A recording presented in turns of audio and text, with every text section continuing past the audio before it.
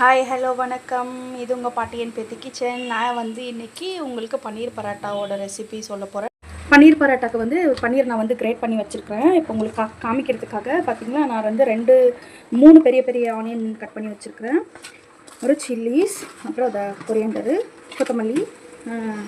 இப்போ இதை வந்துட்டு இது கூட நான் என்ன பண்ண போகிறேன்னா, ஏன்னா நீங்கள் வந்துட்டு ஸ்டார்ட் பண்ணும் போது சால்ட்டு போட்டால் போதும், ஏன்னா இல்லைன்னா வெங்காயத்தில் வந்து தண்ணி வரும், தண்ணி விடும் வெங்காயத்தில். அப்புறம் கொஞ்சம் தனியா பவுடர் போடுறேன், அப்புறம் கொஞ்சமாக நான் சில்லி பவுடர் போட போகிறேன்.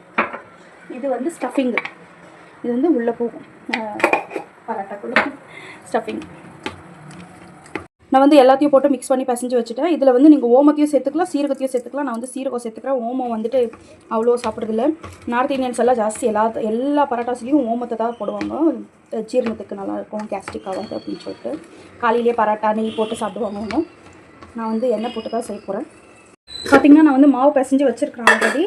இந்த மாதிரி பார்த்திங்கன்னா இந்த மாதிரி சாஃப்டாக இருக்கணும் மாவு, அப்போ தான் பரோட்டா வந்து ரொம்ப நல்லா வரும். நம்ம வந்து சப்பாத்தி போல் நம்ம கெட்டியாக பிசைஞ்சிட்டு அது வந்து பரோட்டா வந்து அவ்வளோ இதுவாக வராது. பார்த்திங்களா, ஒரு நிமிஷம் காமிக்கிறேன். இப்படி பண்ணணும். இப்படி பண்ணிவிட்டு நல்லா கையிலேயே கொஞ்சம் சைட்டு எல்லாம் வந்துட்டு மெல்லிஸாக பண்ணிவிட்டு இதில் வந்து மூட்டாவாக தான் இருக்கணும். இப்போ பன்னீர் ஸ்டஃபிங் நான் வந்து பயங்கரமான ஸ்டஃபிங் வச்சு பண்ணுவேன். ரொம்ப தின் லேயரில் பண்ணுவேன். நான் ரொம்ப நல்லா கற்றுக்கினே பண்ணியிருக்கிறேன். எனக்கு கூட ரொம்ப நாள் ஆச்சு. நம்ம வந்து இந்த கொழுக்கட்டை பிடிக்கிறோம் இல்லைங்களா, அப்படி தான். இங்கே ஒரு கை, இங்கே எப்படி, ரொம்ப ஈஸி, கற்றுக்கினா ஈஸி. இந்த எக்ஸ்ட்ரா மாவு வந்து ஆச்சு. இப்போ இதை இந்த மாதிரி பன்னீராக சாப்பிட்ருவாங்க கூட. நம்ம வந்து ரொம்ப அப்படியே அழுத்தி தைக்கக்கூடாது, லேசாக தைக்கணும். அப்போ தான் எந்த பக்கமும் பிரியாமல். இந்த மாதிரி கொஞ்சம் பிரிஞ்சதுன்னா லைட்டாக பார்த்திங்கன்னா இந்த மாதிரி கொஞ்சம் பிரிஞ்சதுன்னா நம்மளுக்கு ஸ்டஃபிங் வந்து நல்லா நிறைய இருக்குது. மாவை மாத்திரம் கொடுத்துட்டு ஸ்டஃபிங் கம்மியாக கொடுத்தா நல்லா இருக்காது பரோட்டா. ஸ்டஃபிங் நிறையா இருக்கணும். தலை காஞ்சிருச்சு. இப்போ இந்த சைடு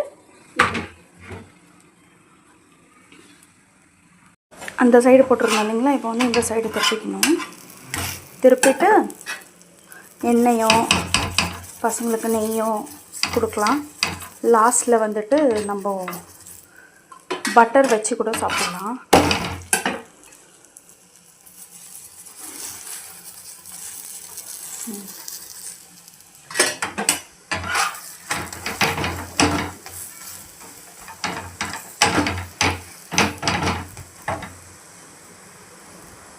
பிரேக்ஃபாஸ்ட்டுக்கு வந்து பன்னீர் பரோட்டா, க்ரீன் சட்னி. லஞ்சுக்கு வந்து லெமன் ரைஸும் புடலங்காய் கூட்டும், அப்புறம் மோர், கிரேப்ஸ் எல்லாம் எடுத்துகிட்டு போனாங்க. ஓகே, பாய்.